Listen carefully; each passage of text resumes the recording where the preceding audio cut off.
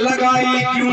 हाथी आपने इतना बड़ा विशालकाय जानवर बनाया, लेकिन कारीगरी क्या दिखाई? उसमें छोटी सी आंख लगाई परमात्मा आपने। क्या हाथी बड़ा बनाया, इतना छोटी आंख लगाई क्यों? सूरज इतना गर्म किया, फिर चांद में शीतलताई क्यों?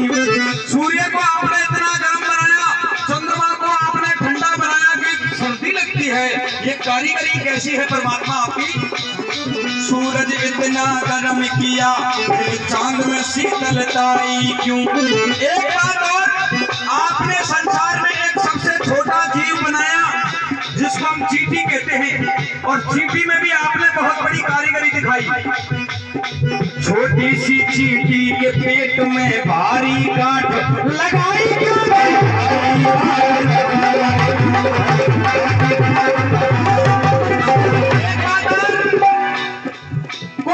टुकड़े को मोहताज फिरे, दर दर का बना भिखारी क्यों?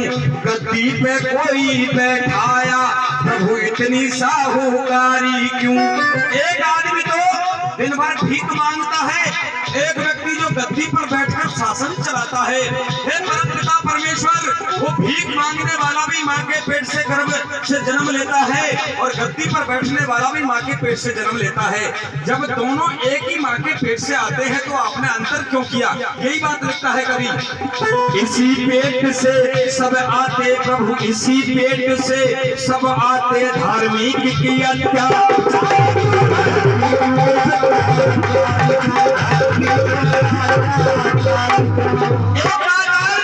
आपने इस संसार में एक ऐसा जीव बनाया परमपिता परमेश्वर, ना तो उसको आपने चलने के लिए पैर दिए हैं और ना सुनने के लिए कान दिए हैं, लेकिन आपकी लीला इतनी बड़ी विशाल है कि वो बिना पैर चलता भी है, बिना कान सुनता भी है, जिसको हम सांप कहते हैं।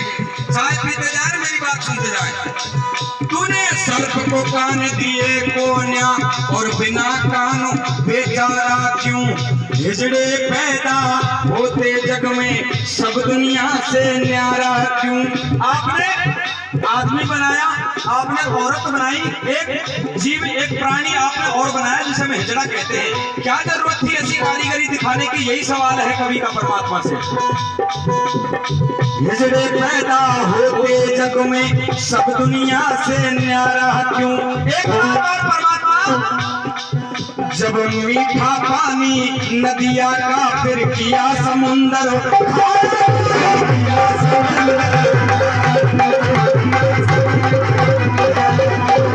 दुर्बल क्यों खरगोश बनाया? आपने खरगोश ऐसा जीव है जो कोमल अंगों वाला बनाया। एक जानवर आपने बड़ा बहादुर बनाया। दुर्बल क्यों खरगोश बनाया, शेर किया बलवान।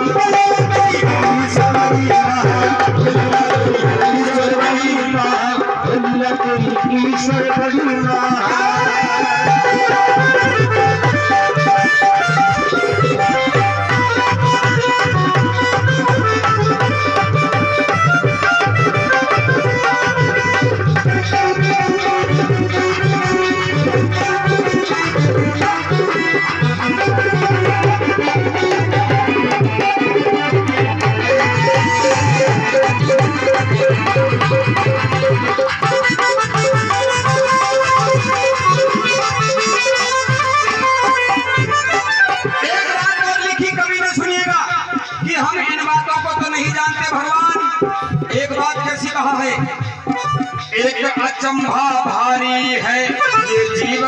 से आता है।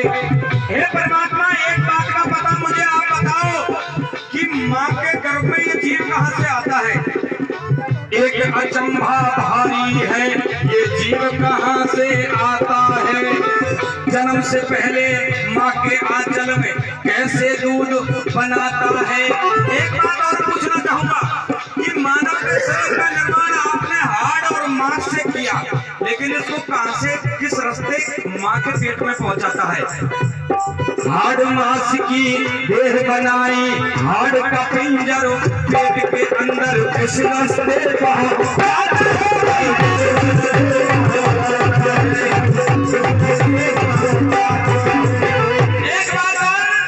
तूने आँख नाक मुंह कान बनाए, अंदर कहाँ उजाला था? इतना बड़ा स्थूल बनाया, कैसे देखा भाला था? एक बात और, हाड़ मांस की देह बनाई, जब हाड़ मांस की देह बनाई कहाँ से लिया?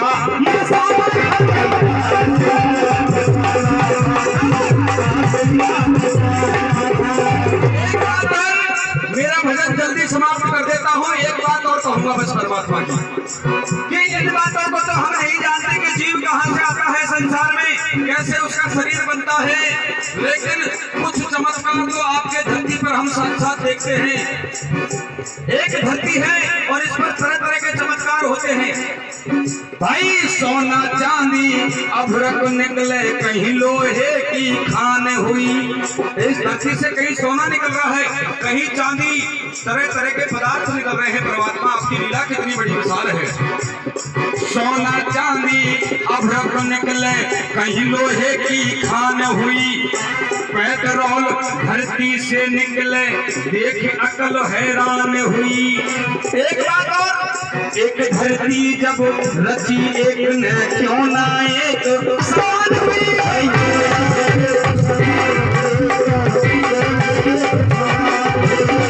एक बात और कहा, हंसते बोलते पता चले ना, जीव कहाँ रम जाता है, ले जाने वाला कौन इसे और कहाँ को लेकर जाता है। हे परमात्मा, हमारे बड़े बुजुर्ग कहते हैं कि यम के दूत आते हैं, आदमी के मरने के बाद पकड़ कर ले जाते हैं।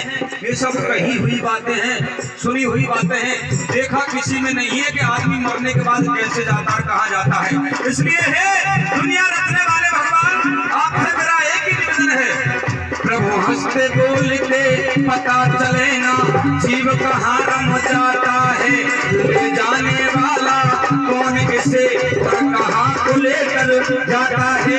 धन्यवाद, दादाजी का 50 रुपए से मान सम्मान करते हैं। ले जाने वाला कौन इसे और कहाँ को लेकर जाता है। धन्य प्रभु, प्रभुताई तेरी ना समझ